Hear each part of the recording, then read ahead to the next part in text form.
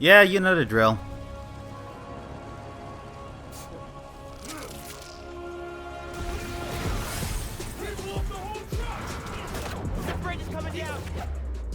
Yeah, I'm gonna need at least another week and a half of playing this, or maybe a month, who knows. So for now, we're going back to Paper Mario. On that note, the Origami King has been out for about 2 months now, give or take. I don't know when this is coming out. You think I have a schedule? Point is, it's been considered to be the best out of the new trilogy, which, great! What's not so great though is that the franchise is still staying away from the original RPG elements and the actual controllable partners. Does that make this game bad? No, of course not. Hell, you can even make the argument that some of the new partners are even better than the old ones. But with that interview saying that new original characters seem to be a thing of the past for this series, as well as some fans thinking we should have gotten our own trilogy of remasters, which we should have, now seems like the perfect time to look back at the partners of the past, both in memory of them and maybe as a way to show Nintendo that an original design can and should make a comeback. Now this is only going to include partners from the first 3 games, mostly because I haven't played the new trilogy, both from being too poor and from a complete lack of wanting to. Except for this one, this seems kinda neat. Plus, I think it's fair to say that these are basically in 2 separate continuities since they only have 2 direct references to the past? Now, this ranking is going to be based off of usefulness in gameplay, enjoyment of the character, and most importantly, relevance to the story. Are they actually important, or could they literally be replaced by anyone else with the exact same ability? Also, I'm going to go ahead and say that only pixels count in Super Paper Mario, since for me, partners are characters that follow you around. Alright, I think we've covered all our bases, let's start. So, kind of obvious, but literally all of the pixels from Super Paper Mario, with the exception of TV. They have no relevance to the story. They are swappable abilities with eyes. Maybe Barry is the one exception, and his big thing is focus on the color red, and this guy's a weirdo. Shocking, I know. Everyone else? Open a box sealed up by the ancients, get a small intro that tells you nothing about them except their one generic stick, and then use their abilities that if you're really unlucky, will only be used for maybe 2 or 3 super specific things. Luckily though, most of them are actually pretty useful in battle, and even more important, super fun. Trust me when I say you don't know real fun in this game unless you grab an enemy and yeet them into oblivion. But no matter how fun they might be, even with a gun to your head, you'd be lucky to name half of them. Literally, any of them could be swapped out with a key item to let you do their ability and nothing would change. They are by far the worst partners of the original trilogy, and maybe even the worst partners in the entire series, since these guys seem to have made more of an impact than they ever did. But if I have to go in order... This thing is literally worthless. This was the first game I got for my Wii. I have played this game for over 10 years. I still don't understand what the point of this thing is besides getting a chest. Hey, remember when this was just an item that you carried around and used whenever you wanted throughout the game? Well, the Wii remote apparently doesn't have enough buttons to make you use it comfortably, so you get this thing. Hey, remember when this was also its own button and you actually got a kick-ass upgrade later on? Well, now it just lets you go through small spaces and lets stuff go through you when you're not moving. No need for neat ghost girls with actual personality, I guess. Remember when this was also an ability you can just use throughout the game whenever you wanted that literally just shared the jump button? Apparently this actually works on some bosses, never knew that. Still don't care though, it's mostly just for treasure maps. So major props to this lab for not being sealed away in some random place, and the ability isn't terrible. But when you can just dodge attacks, he's a bit redundant. Also props for not being sealed away somewhere. Plus is useful for sneaking around and setting people's feet on fire, but otherwise not a lot of opportunity or reason to use it throughout the game.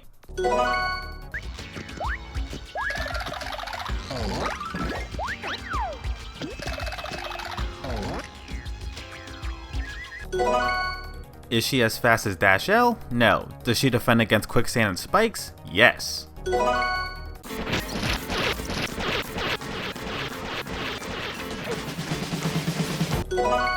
Literally makes you faster than Sonic was in his own game. Heavy spoilers for Super Paper Mario, so if you're interested in playing that game at all, which you should since it's amazing, I suggest you skip to this. Ready? Okay. At the end of the game, the partner you've had throughout the entire adventure sacrifices yourself to keep the universe from ending. It's a really heartfelt moment, and when you start the game up only to see that she's not there with you, it's a powerful reminder of her sacrifice. Until you just go and buy a new one, because apparently that's a thing you can do. Okay, now, logically speaking, there's probably a legit reason for this. There is a lot of post-game stuff in this. It's possible that there were more puzzles that required Tippy's abilities in the post-game. Or maybe they didn't want you to miss a mechanic that's been in the game since the beginning, but why? First off, how did Francis even do this? This is a near perfect replica of a person turned into a pixel via ancient magic. How did a PG parody of late 2000s incel culture even make this? Tippy had knowledge from creatures around a universe that can basically identify the stats of anything. She could uncover things that were invisible and intangible and reveal them. How the fuck did this lad do this? This implies that from the time he was taking pictures of Tippy, he managed to figure out literally everything about her. Like, okay, I get it, he does machines, but this is a bit of a stretch, don't you think? Second, this is a bit wrong, isn't it? We'll go into details later, but Tippy is our friend. We spent the entire game getting to know her, and now we're just replacing her. It makes me think to every moment in this game where you were on your own or without certain partners by your side. Even if you weren't using them, you felt it. It just makes it feel cheap. Also, the fact that she thinks she's Tippy is absolutely horrifying for all the following reasons.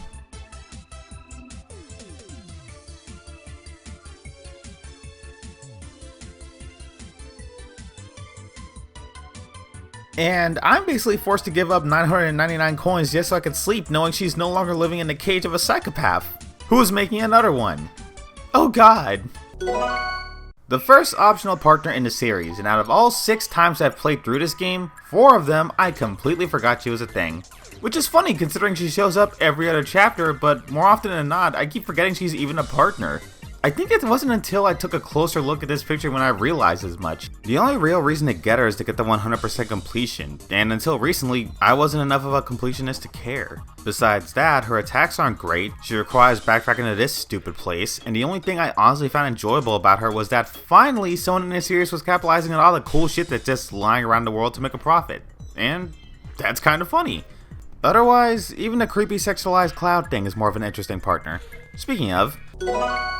So, I can move past the fact that she has a rather large presence in her appearance. I can move past the fact that her entire character starts and ends with Drama Queen. I can even move past the fact that her only legitimately good move feels a little uncomfortable in this day and age. But I crossed the line at the fact that she was absolutely willing to let those rip-off Figment die just because she lost her stupid ass necklace. I mean, goddamn, I don't even like these things. But she's a bitch. Also, still super uncomfortable. No means no, man. Why does she need FP to do the one thing her entire species is capable of doing? Even if it's a balance thing, which, bullshit, it's stupid as hell. But beyond that, you ever notice that she's the only one of the original partners that doesn't have any real goals or aspirations? Anything? I mean, to be fair, Watt technically didn't have any goals either, but she's just a baby. All the other partners got something out of the trip. As for Bombette, all she wanted to do was blow up the Cooper brothers and go home. That's it. And unlike the next bomb we're going to be talking about, Bombette probably could have been replaced by any other bomb in that jail cell and nothing would have changed. But hey, to be fair, she did get a laugh out of me when threatening to blow Mario up if he couldn't figure out that she wasn't a fake, so, you know, points for her. So Bombette didn't have any real goal or aspiration, and that sucks, but Goombarios is really just going on an adventure. To be fair, he lives in a village with only his family and that one toad, so it makes sense that he would want to go out and see things, but it just sucks that his whole thing is just Mario fanboy. Great job on the name, by the way, 10 out of 10. Fucking perfect. He has the most lines out of any of the partners in the OG, and I still barely remember anything about him. Mostly because there's no reason to use Tattle on anyone, though it is neat to see him use it on the other partners. Otherwise, he can break the game with a charged multi-bonk. That's kinda neat. Next. Replace wanting to adventure with Mario with wanting to explore with Colorado, and it's the same thing. However, extra points for being the only lad in his village to say, screw these things, I'm gonna go and whoop some ass. Also, blue is a cool color, and I respect that. Otherwise, he can never hit an air opponent, so that sucks. But on the plus side, he has better defense and his final attack is awesome, and super useful in the final chapter. He's a mailman. Specifically one who's terrible at his job, and whose only real goal is to suck less at his job. He's also the first partner you have who can deal with land enemies, air enemies, and spiked enemies. And with a decently strong attack too. Paracarry basically dominates the entirety of the early game, and in my case, the entirety of my first playthrough. Though his ability isn't super useful beyond just progressing in the story, and once again, his entire character arc is a mailman who sucks at his job and tries to suck less.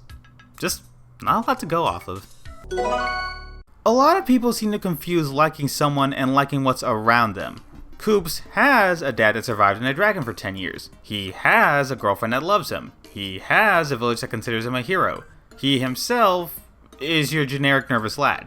Does that make him bad? No, but that doesn't exactly make him that good either. Seeing all these people, turtles, I guess, and how much they care about him is nice, and you can't argue that his goal to leave and become a better person is really relatable, especially to people that are coming out of their shell.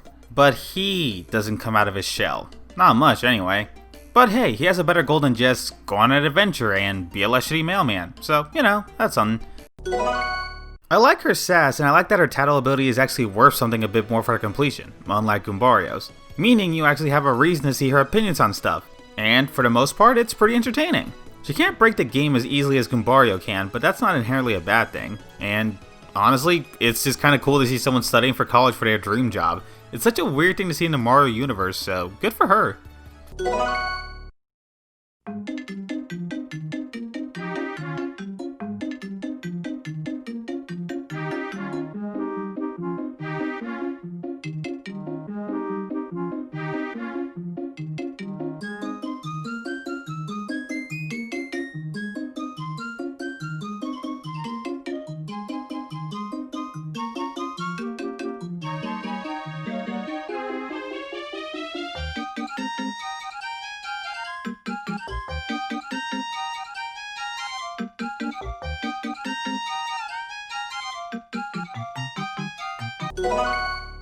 So here's the thing, his moveset sucks all kinds of ass. He isn't a damage dealer, he doesn't give stats as well as others, and his big move is just blowing people away. However, he can fly over lava, and that's metal as fuck. He is the best transportation in the entire game, and more importantly, starting out as a bad guy just trying to find your place in the world, cool as hell. Even cooler when you realize that he's well aware of who you're fighting next and he still chooses to stick with you. I respect that. You know, so many years after playing this game do I realize how much of a badass Lady Bow is. Besides the fact that she runs a ghost mansion, which is already enough to have her this high up, but forcing Mario to help you out by kidnapping one of the star spirits, basically one of the guardians of the entire kingdom, that's cool. Granted, she has a good reason for doing all this. Literally all of her friends are being eaten by this one purple guy at the top of the hill. But the fact that she basically says either you help us out or we're all screwed, just so cool. Besides that, her ability's fine, if a bit limited. She's not really much of an attacker. If anything, she's more useful for avoiding battles altogether, or maybe avoiding getting hit. That's it. Is that bad? No, just not the best.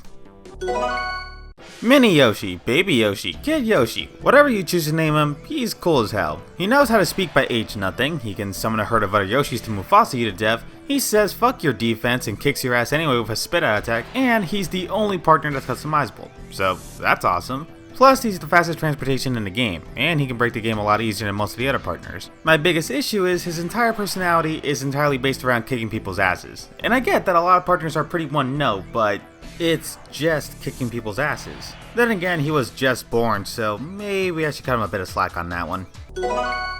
Oh, you know exactly why he's this high up. And if you don't, good, play the game. Defy Nintendo and dare to emulate. Many of you are probably wondering, Chris, you bitch, why did you pick a fish above a ghost that has her own mansion, or a Yoshi that's customizable, or the bomb that has the saddest backstory? Well, I'll tell you.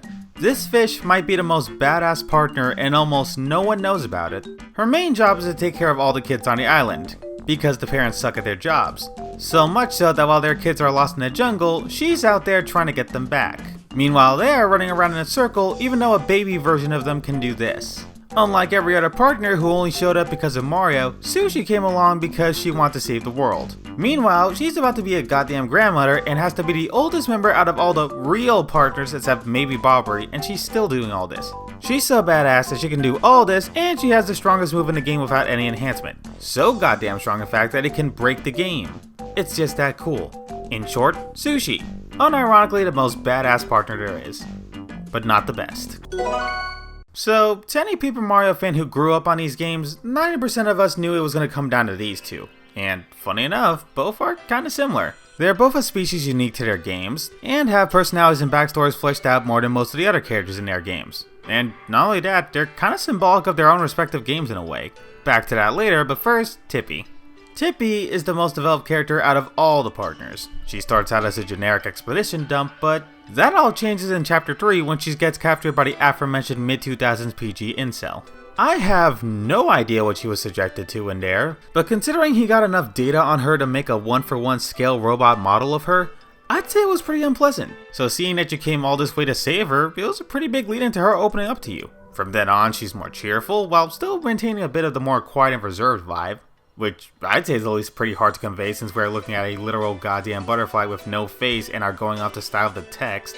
And yet, they still pull off the emotion just fine. She's happy around Mario, she's irritated around Squirps, she's confused about Black, she's horrified when Mario and the gang are supposedly taken out. The amount of emotion she shows and the amount of connection we gain from this character really does shine through. My favorite example of this might be in the final chapter when her and Mario are traveling alone.